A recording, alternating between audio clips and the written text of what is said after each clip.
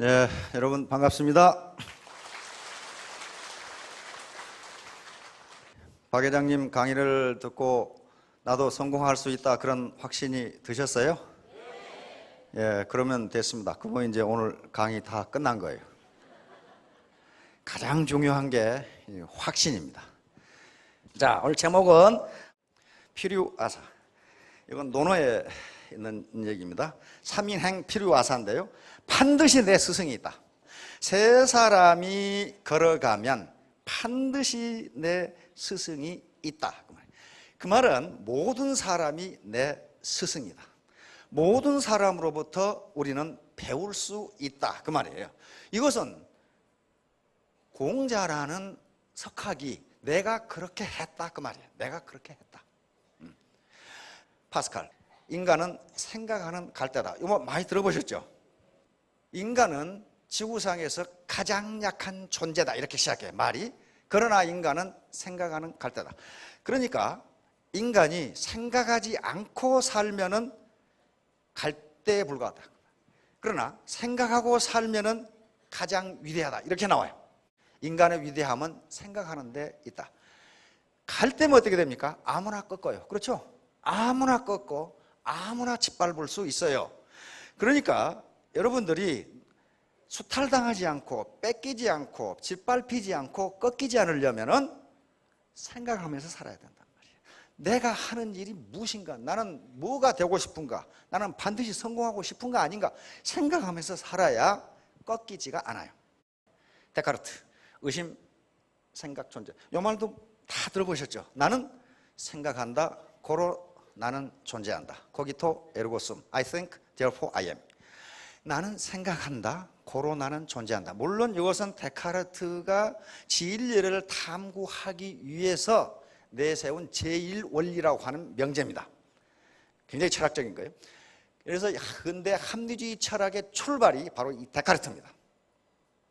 이게 의심이라는 게 뭐냐 하면요, 이건 현대 지식정보화 사회에서 반드시 필요한 건데, 어떤 명제 또는 어떤 사건, 어떤 결론이 그것이 사실인지 아닌지, 참인지 거짓말인지를 먼저 의심해보라, 그런 말이에요. 이걸 방법론적 의심이라고 합니다. 다시 말하면 모든 걸 불신하라는 얘기가 아니고, 지금 인터넷에 보면요, 엄청난 양의 지식과 정보가, 새로운 지식과 정보가 넘쳐나는데 그걸 그대로 받아들이지 말고 무엇이 참이고 무엇이 거짓인지를 한번 생각해보라, 그런 말이에요. 어떤 무지무지하게 심심한 학자가 하루에 인터넷에 올라오는 새로운 지식이 얼마나 되는가를 계산해 봤더니 700페이지 책으로 100만 권이랍니다. 그렇게 많은 정보와 지식이 올라와요. 그러면 그 중에 뭐가 나에게 필요하고 뭐가 진실이고 거짓말인지 생각하지 않으면요, 속을 수 있다. 속을 수 있다. 그게 바로 금융 피라미드이고 기획 부동산이고 그래요. 저도 가끔 일주일에 적어도 평균적으로 한 번은 기획부동산에서 저에게 전화가 와요. 내가 공직에 있다가 예편했다는 사실을 어떻게 알았는지, 어디 땅이 굉장히 좋은 것이 있는데 그거 사두시면요, 몇 달 있으면 5배로 오릅니다. 그 좋은 땅인데 특별히 누구누구 분에게만 제가 정보를 드립니다. 그러면 제가 그렇게 대답하죠. 그렇게 좋은 땅이 있으면 사장님이 사시지요. 왜 지가 안 사고 나보고 사라 그래? 가만히 생각해봐요. 생각을 조금만 해보면은요, 그렇게 좋은 땅이 있으면 지가 사면 될 거 아니야. 아니 몇 달이 있으면 5배로 오른다는데 왜 나보고 사라 그래 그걸? 난 그 사람 알지도 못하는데. 그렇잖아요. 그러니까 바로 받아들이지 말고 정말 그런지 참인지 아닌지를 생각해 보시라고 말이에요. 자, 이게 데카르트인데요. 몇 년 전에 여러분들 일본인 의사가 쓴 아침형 인간이라는 책을 혹시 사보시는 분 계시죠? 안 사보셨더라도 그것이 베스트셀러가 됐다는 걸 아실 겁니다. 저도 그거 사봤거든요. 사봤는데 나는 도저히 못하겠더라고. 그러면 아침형 인간이 성공한다 그랬단 말이에요. 그 양반은. 그러면 그런가 보다 그러시지 말고 과연 그러는가 그렇게 생각해 보시라고. 과연 그러는가. 사람은요, 바이오 리듬이 전부 달라요. 사람에 따라서. 어떤 분은 저녁에 힘이 나는 분이 있고 어떤 분은 아침에 일찍 일어나면 좋은 분이 있어요. 다 좋은 게 아닙니다. 그런데 학자들의 통계에 의하면 저녁역 인간이 성공한 사람이 훨씬 많답니다. 여러분 가만히 생각해 보세요. 과학자들이나 교수들이나 예술가들은요 밤에 작업합니다. 밤에 조용할 때 해야 영감이 떠올라요. 그렇죠? 물론 아침에 일찍 일어나서 하는 분도 있어요. 그러니까 저 말이 틀리다는 것이 아니고 모두에게 맞는 것은 아니다.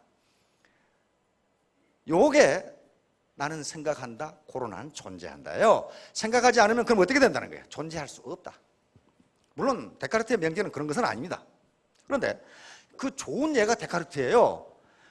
여기 있는 예쁜 부인이 스웨덴 여왕입니다. 크리스티나 여왕이에요. 그런데 이 스웨덴 여왕이 굉장히 인텔리했어요. 그래서 데카르트는 프랑스 사람인데 데카르트를 스웨덴 왕궁에 초빙을 해서 일주일에 3번씩 철학 강의를 들었습니다. 근데 데카르트는요 밤 12시에 자서 그 이튿날 낮 12시까지 자는 사람이에요. 왜냐하면 선천적으로 몸이 약해.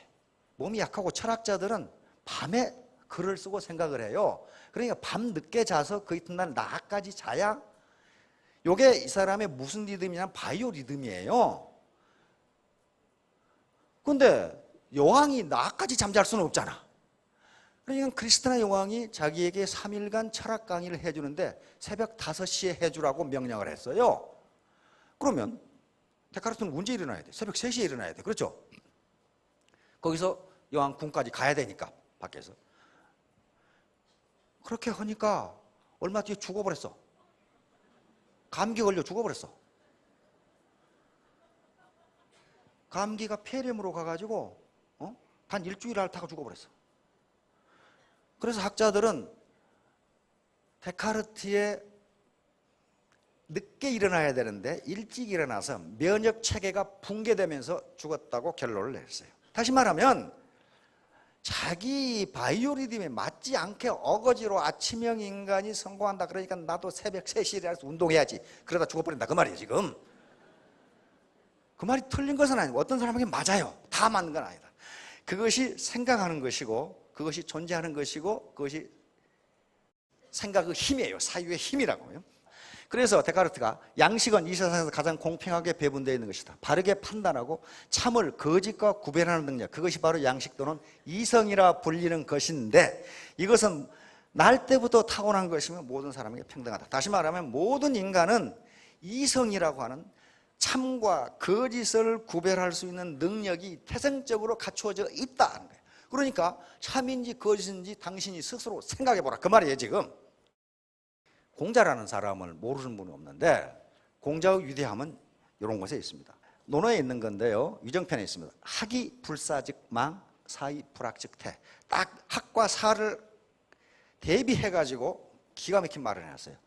배우기만 하고 생각하지 않으면 어둡다 하면 멍청하다 그 말이에요.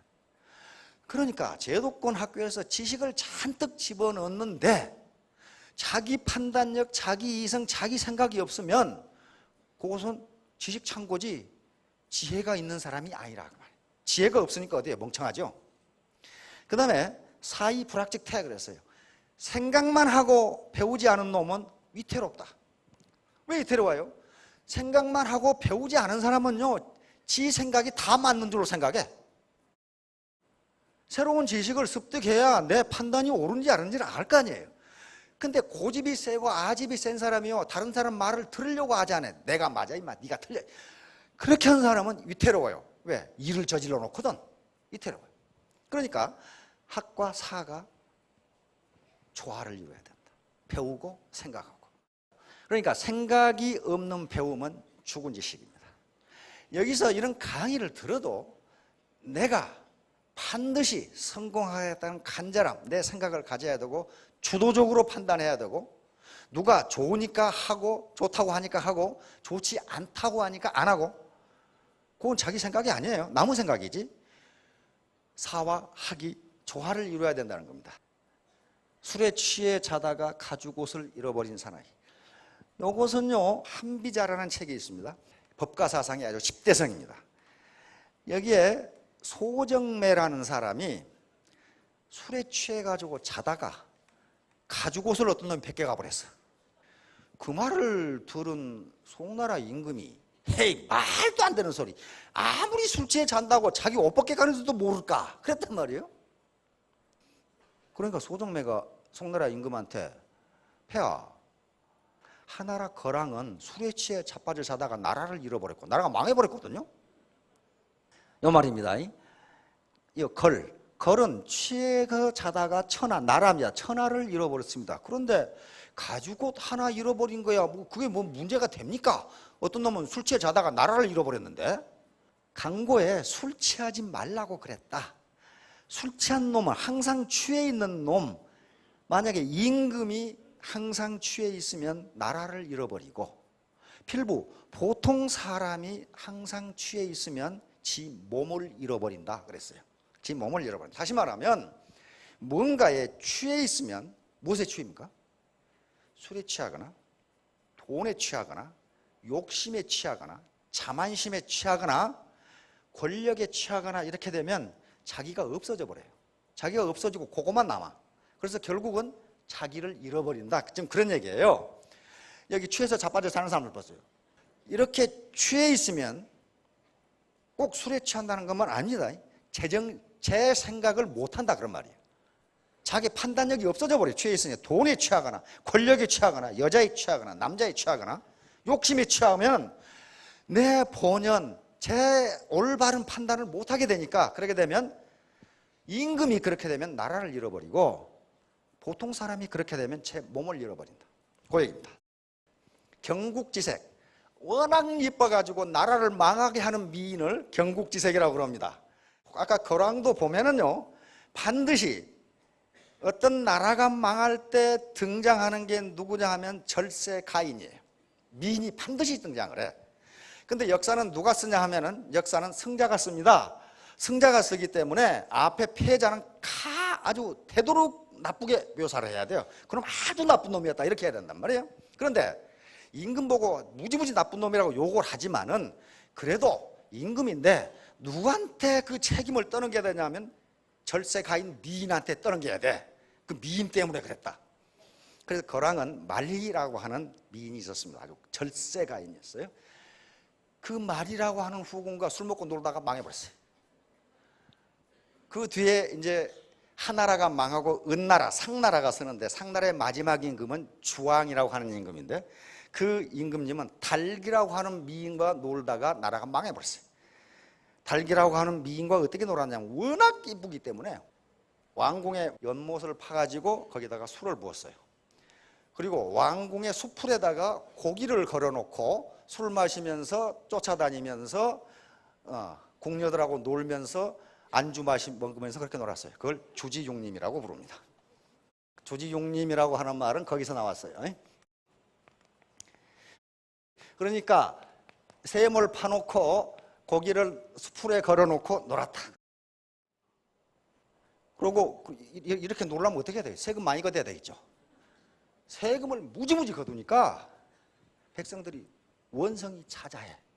원성이 자자하니까 어떻게 하느냐 하면은, 항의하는 놈 다 죽여버렸거든.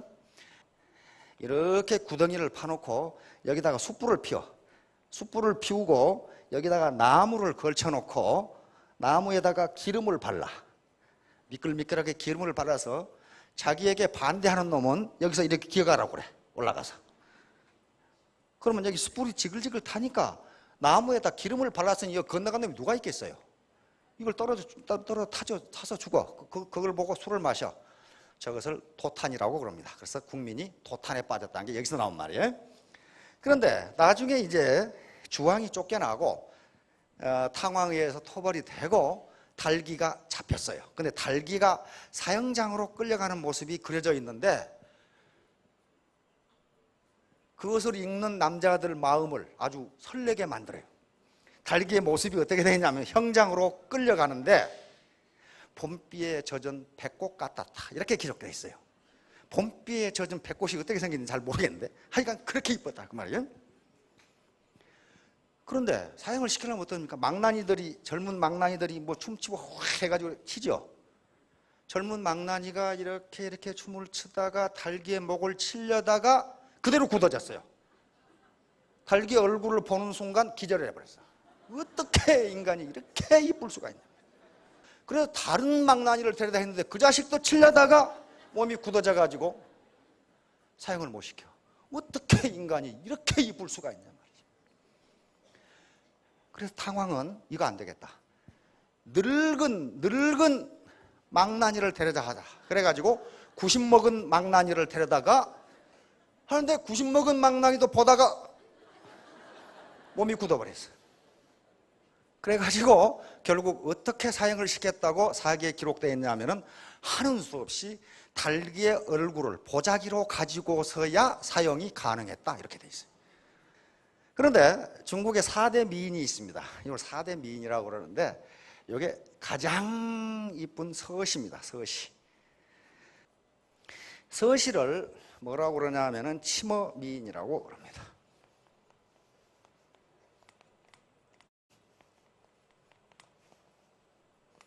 치머 미인은 서시가 호수 다리 위를 거니는데 물고기가 서시의 얼굴을 보고 그 아름다움에 취해서 헤엄치는 걸 잃어버리고 강바닥으로 가라앉았다. 이게 서시. 이게 치모 미인이에요. 여기도 몇 분 계시는 것 같은데 그런 분들은 호숫가에 거닐면 물고기를 그냥 잡을 수가 있어요. 전부 다 헤엄치는 겁니다. 두 번째 왕소군입니다. 왕소군은 한나라 원제 때 후궁인데 나간미인이라고 그럽니다. 왕소군이 워낙 이뻐가지고 왕소군이 요걸 켰거든요. 우리 같으면 지금 저 검은고 이런 걸 켜는데 그 위를 날아가던 기러기가 왕소군의 아름다움에 취해서 날개짓을 안 하는 바람에 땅으로 떨어졌다. 그게 왕소군의 나간미인입니다. 그 다음에 초선인데 삼국시대에 있었던 미인입니다. 동탁에게 미인계로 썼던 인물인데 이걸 폐월미인이라고 합니다. 초선이 달밤에 밖에 나와서 산책을 하자 달이 초선을 보고 부끄러워서 숨었다. 그게 폐월미인 초선입니다. 이건 소화미인 양귀비입니다. 당현종이죠. 초선이 꽃밭에서 거니니까 꽃이 양귀비의 얼굴을 보고 부끄러워 숨었다. 그게 수화미인이에요. 이 정도 미인은 돼야 그래도 망나니가 사형을 못 시키겠죠. 자, 그런데 나는 어디로 간 거야? 유영경이라는 사람이 명나라던데요. 현역편이라는 책에 이런 얘기가 나와 있습니다. 두 사람이 길을 가다가 날이 저물어서 주막집에 하룻밤 묵게 됐어요. 한 사람은 건달 중인데 범죄를 저질러 가지고 체포돼 가지고 발에 차고를 채워서 지금 유배지로 가는 중이고, 즉 귀양살이 가는 중이고, 한 사람은 그 범죄자를 호송하는 포졸이에요. 관리. 그러니까 날이 저물어서 유배지로 끌고 가는데 한 방에 묵게 됩니다. 한 방에 묵어야 이놈 도망가지 못하도록 지킬 거 아니에요. 한 방에 있는데 이 건달 중이 자기가 숨겨놓은 돈을 꺼내가지고 주막이니까 그 포졸님 우리 술이나 한잔하고 이렇게 피곤한데 그냥 잡시다 그랬단 말이에요. 처음에는 좀 거절을 했겠죠. 그러나 출출하던 판에 술이나 한잔하고 자야 되겠다 하고 술을 먹기 시작했어요. 그런데 술을 잘 드시는 분들 보시면은 처음에는 사람이 술을 먹고 조금 지나면 술이 술을 먹고 다음에는 술이 사람을 잡숴요. 그렇죠? 그래가지고 이 포졸이 고주망태가 돼가지고 잠이 들어버렸어. 그러자 이 범죄자는 잘 됐다 싶어가지고 자기 발에 차고를 풀어서 포졸의 발에 채우고 칼을 빼가지고 포졸의 머리를 다 깎아버렸어. 다 깎아버렸어요. 그 이튿날 아침에 포졸이 술에서 깨어 일어나 보니까 한 사람밖에 없거든. 그렇죠? 두 사람이 있어야 되는데. 그런데 자기 발을 보니까 차고가 채워져 있어. 자기 머리를 만져보니까 이게 틀림없는 중이야. 안심이군. 중은 여기 있군. 그러다 가만히 생각해 보니까 깜짝 놀랐어요. 그럼 나는 어디로 간 거야 이거?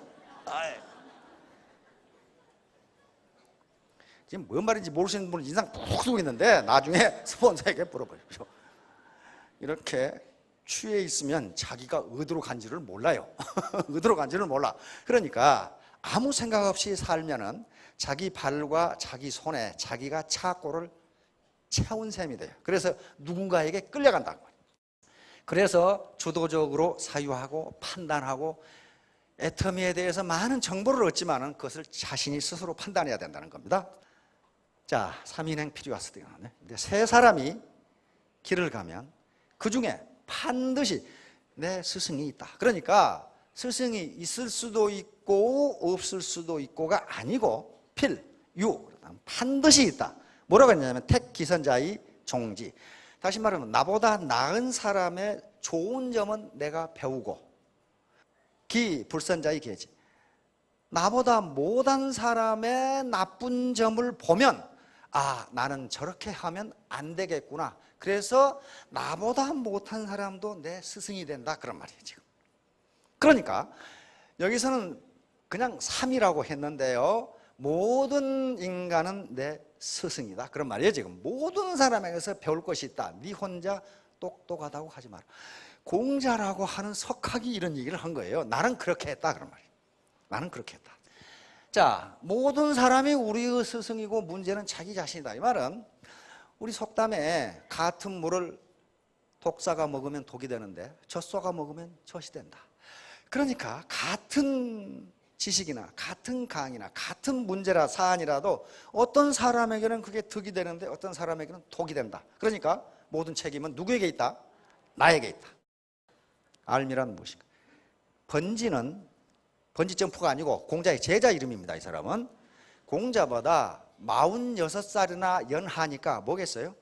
아주 어린 제자였죠. 그래서 공자님한테 이렇게 물었어요. 공자님, 농사 짓는 법 좀 가르쳐 주십시오. 그러니까 오 부려노고농, 나는 농사 짓는 것은 늙은 농부만 또 못하다. 그렇게 대답한 거예요. 그 다음에 번지가 그러면 채소는 어떻게 가꿉니까? 그러니까 나는 늙은 채소 재배 농부만 못하다. 이렇게 대답한 거예요, 지금. 절대로 아는 척 안 했어요. 자기보다 46살이나 어린 그 제자가 번지가 보기에는 공자는 어떻습니까? 이거 완전 신이지요. 46세 연상이란 말이에요. 또 그 정도 살았으면 알아요. 이거 공자 이거 알았어요. 알았는데 나보다도 더 잘하는 사람은 농사 짓는 농부하고 그다음에 이 채소 재배하는 농부는 나보다 더 잘한다. 그 말이에요. 이것 때문에 공자가 인류 스승이 된 겁니다. 내가 다 안다. 그렇게 생각하지 않았어요.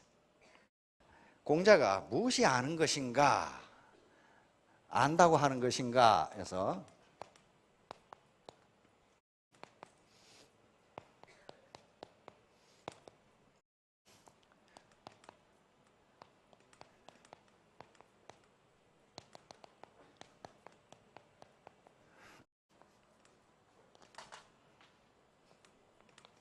이런 말이 있습니다. 다시 말하면 아는 것이 뭐냐고 물으니까 공자가 이렇게 대답합니다.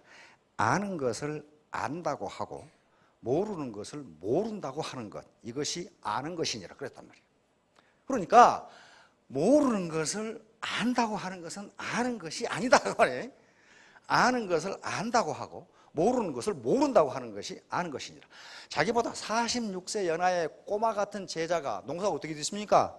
농부에게 물어봐라 그렇게 얘기한 거예요 지금. 그러니까 난 그거 잘 모른다 이거야. 아는 척하지 말라는 거야. 이 말을 보고 톨스토이가 지식을 이렇게 잘 정의한 말은 없다. 톨스토이도 이미 다 읽었다는 얘기예요. 그런데 노자라는 사람은 이보다 한 발 더 나가요. 지, 부지상, 부지지병, 유, 부유, 병병. 다시 말하면 아는 것을 모른 채 하는 것은 참 좋은 것이지만은 모르는 것을 아는 채 하는 것은 병이다 그랬어요. 그런데 이런 병은 워낙 흔하기 때문에 병인 줄을 모른다. 성인은 이런 병이 없다. 그것이 병인 줄 알기 때문에 그런 병에 걸리지 않는 것이다. 그러니까 여기서 성인이라고 했지만 신사나 숙녀는 쓸데없이 아는 척하는 것이 아니다. 그런 말이에요 지금. 똑똑한 사람과 바보. 우리 속담에 변은 익을수록 고개를 숙인다고 했습니다. 안 익은 변은 꼿꼿해요. 내가 고개를 숙일 필요는 뭐가 있냐. 그런데 빈 깡통은 소리가 요란스러워요. 그래서 자기 말만 열심히 떠들고 남의 말 안 듣는 파트너나 누가 있으면 아, 저놈은 빈 깡통이로구나, 그렇게 생각하시면 돼. 빈 수레가 소리만 요란하죠. 빈 자루는 혼자 서 있지를 못합니다. 자, 불치함은 이게 아니 불자, 부끄러울 칠자, 아래 하자 물음, 아랫사람에게 묻기를 부끄러워 말라, 그런 말입니다. 어떤 사람이 그런 얘기를 만들어 놨더라고. 어느 날 공자님께서 말을 타고 마부가 말을 잡고 이제 길을 가시는데 길 가운데 꼬마 놈이 놀고 있어. 그러니까 마부가 공자님 지나가신다, 길을 비켜라 그랬단 말이에요. 그러니까 꼬마가 벌떡 일어나더니 마침 공자님을 한번 만나 뵈려고 했는데 잘 만났습니다. 그러놓고 공자님한테 공자님은 모르는 것이 없다면서요, 이렇게 물었단 말이에요. 근데 공자가 가만히 생각해 보니까 저 정도 꼬마가 묻는 것은 알겠거든. 그러니까 그렇다마는 네가 알고 싶은 게 뭐냐. 그러니까 이 꼬마가 공자님 바다에 물이 몇 대나 됩니까, 이렇게 물어봤단 말이에요. 그 참 꼬마가 묻는데 모른다고 할 수도 없고 안다고 그랬는데, 그러니까 공자님께서 아, 그건 너무 멀어서 그랬단 말이에요. 너무 멀어서. 그러니까 꼬마가 아, 멀어서 모르십니까? 그러면 공자님의 가장 가까운 공자님 눈썹은 몇 개입니까? 이렇게 물어봤단 말이에요. 근데 그건 가까우니까 모른다고 할 수도 없고.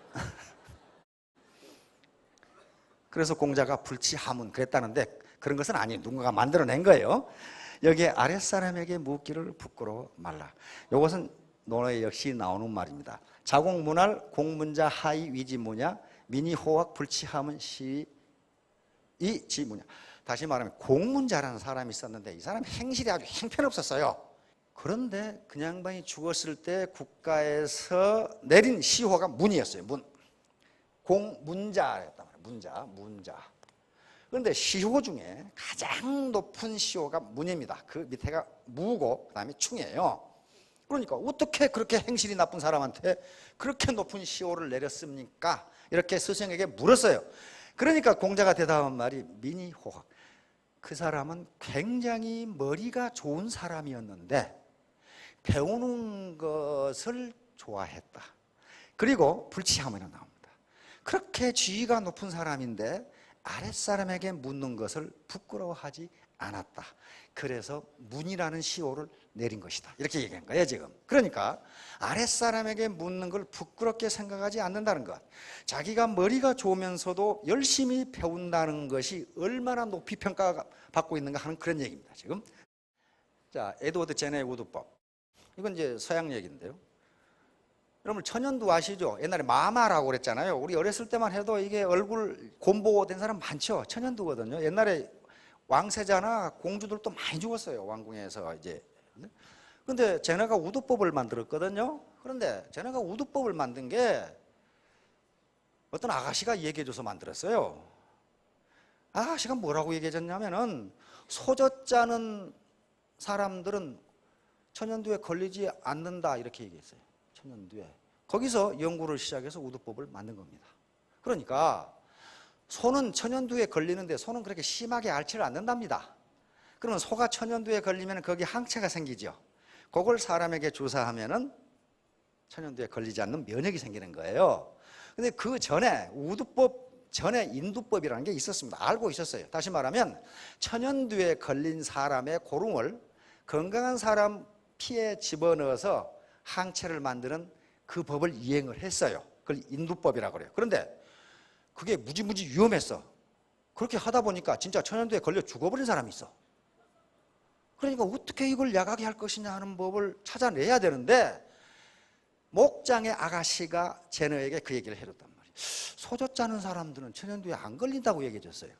그러니까 그러면 그 말을 제너만 알았을까요?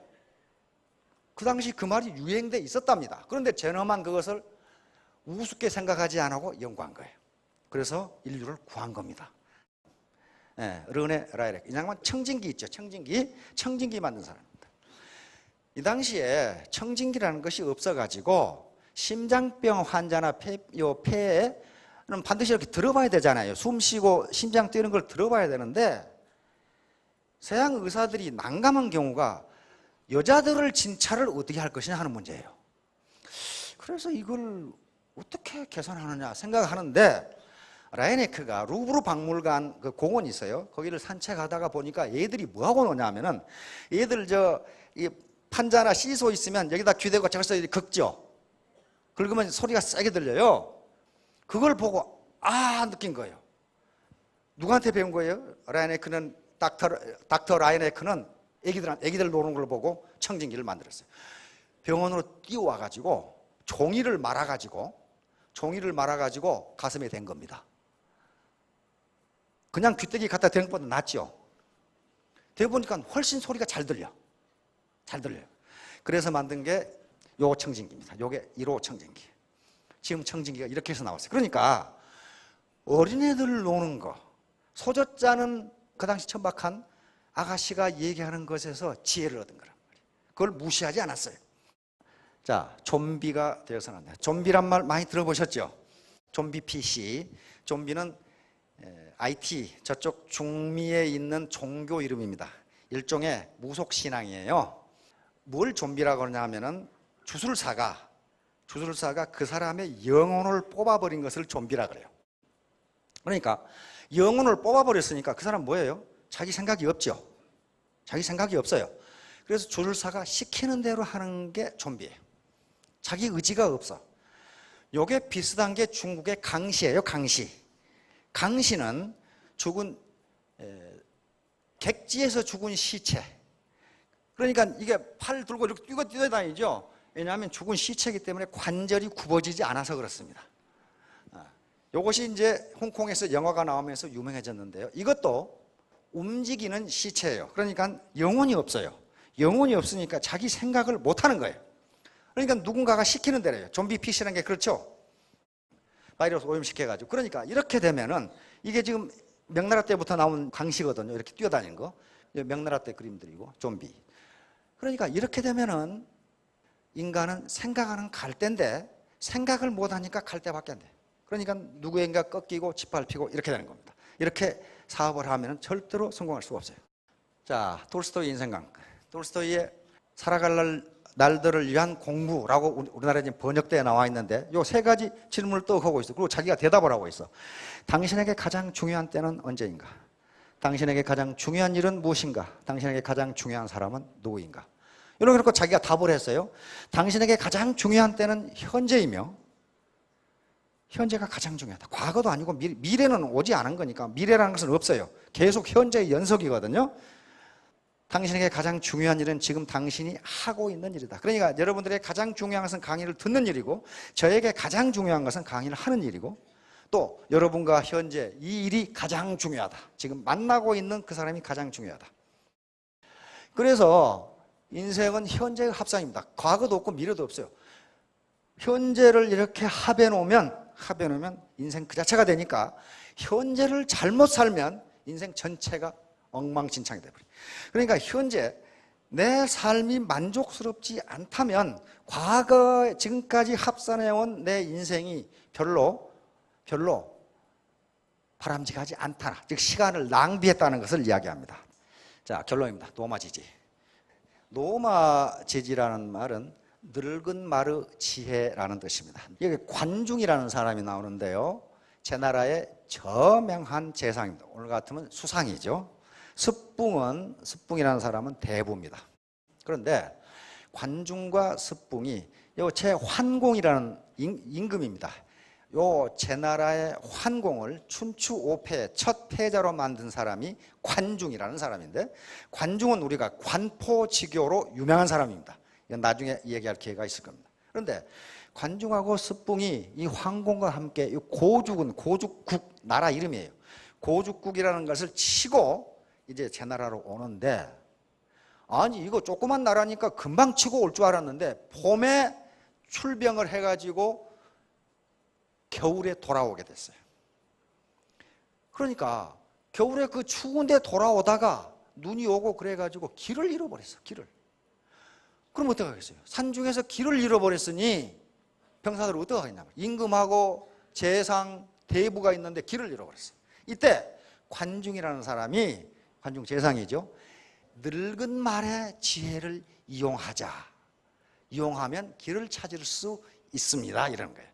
다시 말하면 늙은 말을 그냥 풀어줬어요. 풀어주고 그 뒤를 졸졸졸 따라갔어. 그러니까 길이 나와. 늙은 말은 과거의 오랜 경험으로 그쪽으로 가면 길이 있다는 걸 아는 거예요. 다시 말하면 노마치지라는 말은 아무짝에도 쓸모없는 것처럼 보이는 것이 현자의 지혜보다 나을 수가 있다. 그런 말, 나을 수가 있다.